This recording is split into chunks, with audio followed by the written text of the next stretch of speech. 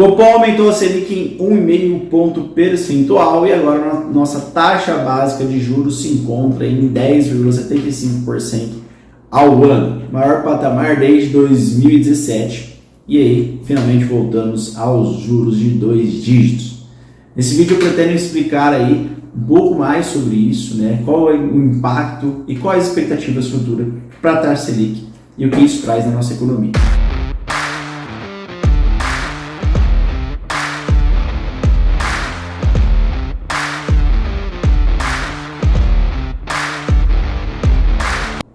O aumento de 1,5% do Copom não foi nenhuma surpresa para o mercado, né?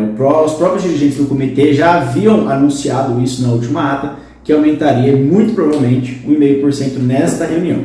E as expectativas também do mercado apontavam aí mais 100% de chance de acontecer esse aumento.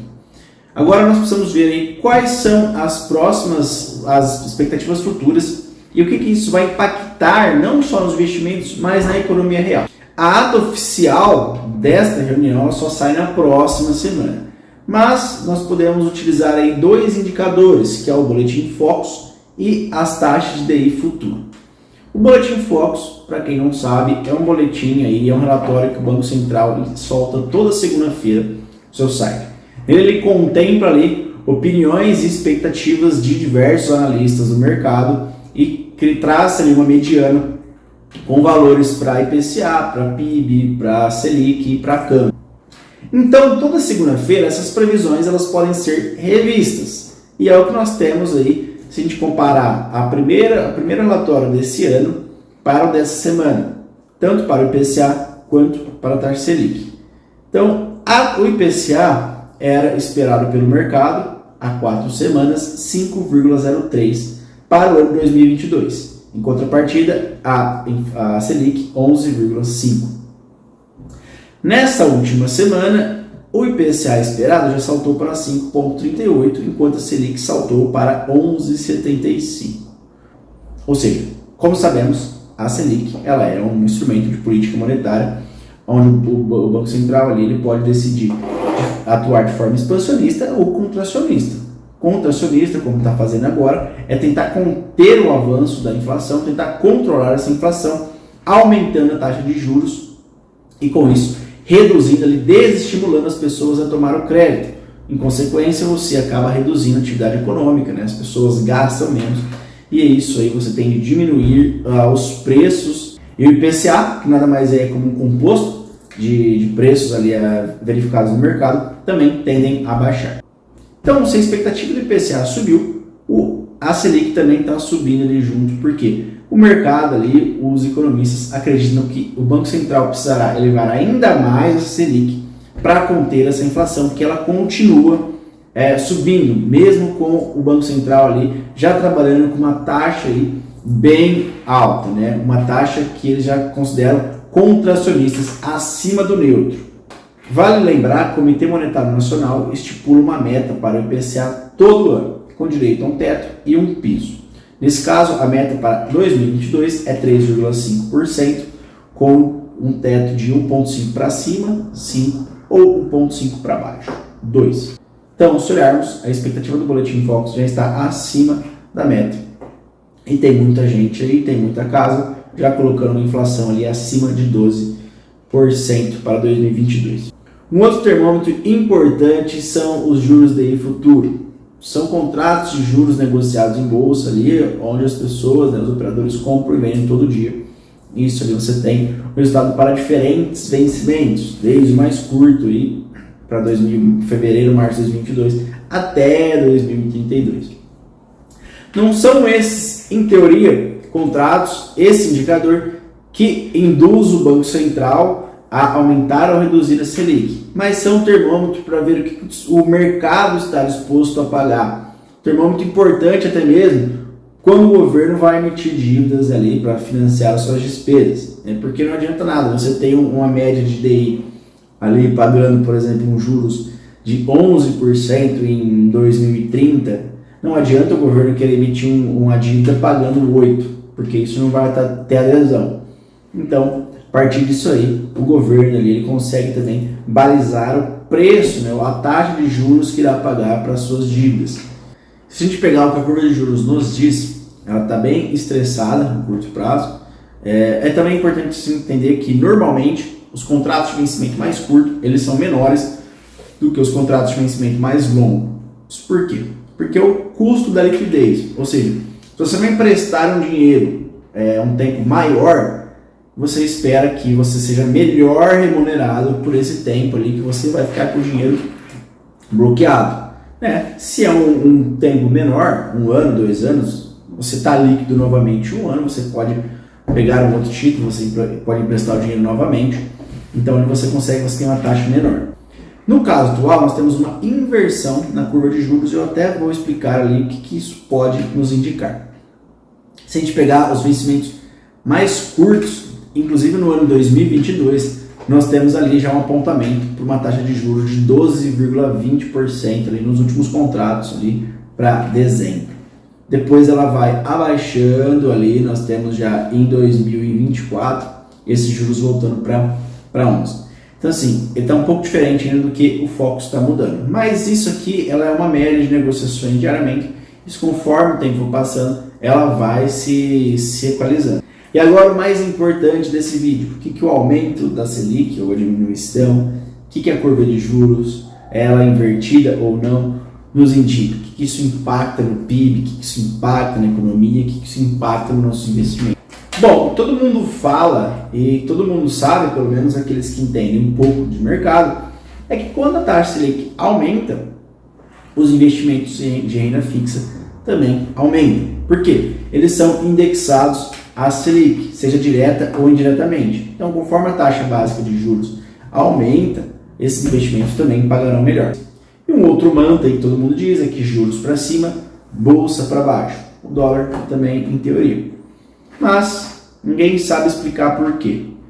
Um dos fatores é assim, porque você aumenta a atratividade da renda fixa e ali o prêmio de risco que você tem em investir em renda variável, ele acaba diminuindo, sendo que compensa você deixar o dinheiro no investimento conservador e seguro ali, sem risco, do que você correr risco ali, sendo que você vai receber pouco mais ou às vezes menos do que deixar seu dinheiro parado num CDB, num tesouro, numa LCA, enfim, qualquer emissão bancária por aí.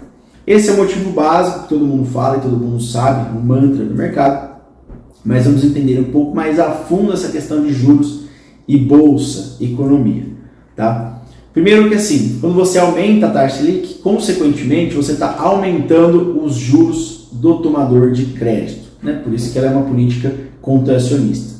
Então, as empresas que também tomam dívida, né, não porque a empresa toma dívida que é uma coisa ruim, né? Normalmente é mais barato você se financiar com capital de terceiro do que capital próprio. Então, quando a Selic aumenta, o custo da dívida também aumenta. Então, fica mais caro para se financiar, a empresa acaba reduzindo suas margens, né, reduzindo seus lucros. E a bolsa, as cotações do dia a dia, elas nada mais são do que reflexo do que a empresa está fazendo. No curto prazo, não. Às vezes ali acontece cisne negros, né, ou eventos políticos, fiscais, que derrubam as cotações das empresas, mesmo que elas continuem produzindo bastante.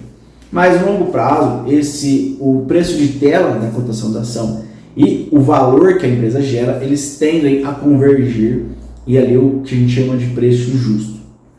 Agora, a taxa Selic, ela é a taxa de juros spot.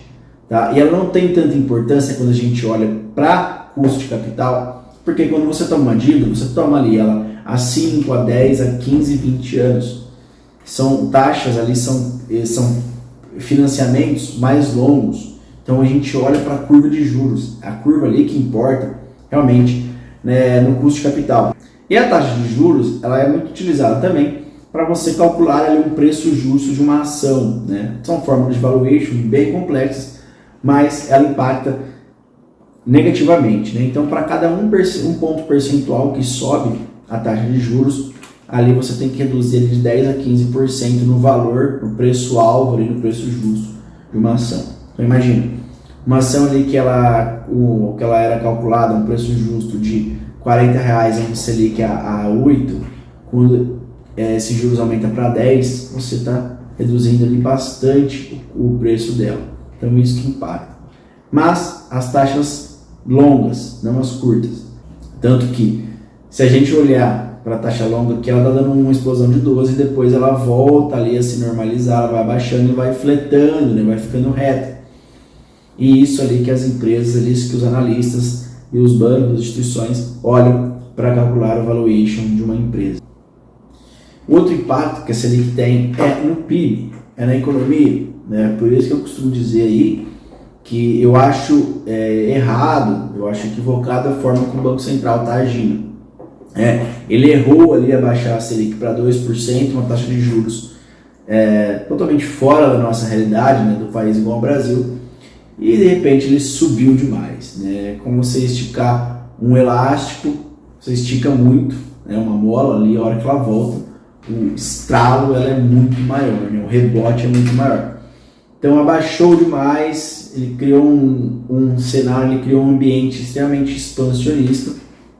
Isso a gente está vendo na inflação consequente. Tá? Tudo bem que existem aí diversos outros fatores, né? A gente não foi só o Brasil que tomou essa decisão expansionista por conta da pandemia. Outros países, inclusive muito pior, né? Os Estados Unidos, a Europa, o Federal Reserve, o Banco Central Europeu também tiveram uma postura expansionista e continuam tendo, né? O Banco Central já mudou essa postura para contracionista, mas lá fora eles continuam, tá? E até mesmo por conta da pandemia, tivemos aí problemas nas cadeias de oferta, tudo aumentou, enfim.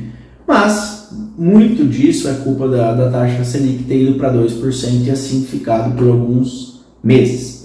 E aí, a hora que a inflação, o IPCA estourou, o Banco Central quis correr atrás do rabo e aumentou ali paulatinamente 1,5 atrás de 1,5, e a taxa Selic aí está indo para mais de 12, como alguns esperam, tá? Esse ano. O que isso vai acontecer? O grande erro ali é o Banco Central ali não dar uma... Estou falando aqui na minha opinião, né? Ele não dá ali um tempo para o remédio fazer efeito, ou seja, ele aumenta ali a taxa Selic, mas não deixa agir na economia, né? Esse crédito ficar mais caro, as pessoas parar de tomar crédito, parar de comprar casa, parar de fazer financiamento, enfim. Ele vai aumentando, e a hora que vê, essa Selic vai estar tão mais alta, né? Ela vai estar um custo de capital tão alto para as empresas financiarem, para as pessoas se financiarem, que isso vai causar uma retração na economia, né? Uma recessão. Tanto que, né, nós estamos vendo aqui, o Focus trouxe uma redução já na previsão do PIB, na expectativa de PIB. No começo do ano era 0,36 e agora já está em 0,30, o que o Focus espera. 0,30 é um crescimento bem pífio para o PIB. E isso é culpa do que isso é consequência? Desse aumento da Selic, né? Como eu falei, a cotação das empresas ali na Bolsa, ela reflete o resultado operacional destas empresas na economia real. Se o custo de crédito para as empresas financiarem se torna mais caro, se fica mais difícil elas se alavancarem, se elas investirem em novos negócios, que isso gera emprego, consequentemente, isso gera tração econômica. Se ela reduz ali no começo, né, ela para de crescer, na ponta tem menos gente empregada, tem menos gente gastando, tem menos gente tracionando a economia. Isso que acontece. Então essa diminuição do PIB é em consequência do aumento drástico aí na Selic, e isso tende a piorar se a Selic continuar aumentando. Então, para finalizar, o que o aumento da Selic impacta nos nossos investimentos? A renda fixa ela vai ficar mais atrativa, vai ter mais títulos, emissões bancárias, CRIs, CRAS, LC, LCI, pagando melhor, pagando mais juros mais altos nominalmente, né? Aí também tem que olhar ali a questão do IPCA para ver o juros real. Outro fato, isso pode desinteressar o investimento ali, pelo menos do pequeno investidor, a investir na bolsa, sendo que está pagando muito bem a renda fixa, 2 dígitos, né? Se voltarmos ali na época de 2015 que pagava 15, 16, 17, lá vai fumaça, para que eu vou aí me arriscar na bolsa de valores? Não faz sentido. O ponto da economia real é que aumentando essas taxas, né, aumentando o custo de capital, as empresas se desinteressam por investir em seus negócios, isso gera menos emprego, isso gera menos gente gastando, e também custo de capital mais alto, as pessoas, as famílias tomam menos dívidas para realizar seus sonhos, ou deixam, né, ou aquelas dívidas que já foram tomadas ficam inviáveis, onde você tem que desistir de um apartamento, de uma casa, enfim, também quebra seus sonhos, mas enfim, desestimula as pessoas a consumirem. Você consumindo, você tem uma queda nos preços, né? Tudo se baseia em oferta e demanda, mas, consequentemente, você tem uma redução na economia, você tem uma recessão econômica. Então é isso, espero que tenham gostado do conteúdo, né? Tenha feito sentido.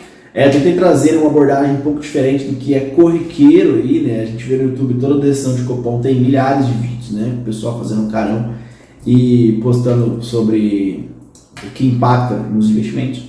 Mas eu tentei trazer algo mais macro aí e algumas informações que talvez sejam novidades para muitas pessoas. Então é isso. Como de praxe, se inscreva no canal quem não é inscrito, curte o vídeo aí se gostou e também assina o sininho, porque aí você é avisado quando tiver vídeo novo. E também não esqueça de compartilhar com os amigos. É isso.